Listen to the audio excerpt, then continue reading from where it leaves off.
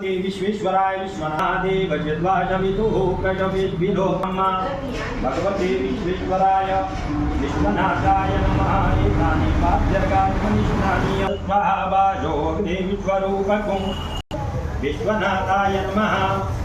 ब्रह्मसूत्रं समर्पयामि ब्रह्मसूत्रान्तरेण पुनः आचमनीयं जलं समर्पयामि। इन्दवे अभिदेवा यक्षते भगवते विश्वेश्वरे गजपतित्रायुगं माजते वेदुत्रायुगं अन्नो अस्तुत्रायुगं भगवते विश्वेश्वरभागनं त्वामिन्द्रत्वं बृहस्पतिः त्वामोकदेशो मो राजा विद्वान्यक्ष्मादमुच्यत अक्षन्नमी उपवती प्रशुभरी कवचिने च नभो पर्मिणे च परुधिने नभो दुन्दुभ्यां श्रीजनमपापसंहारं बिल्वभद्रां मात्रं भकं जजामहे सुगन्धिं पुष्टिवर्धनं विश्वेश्वराय नमः।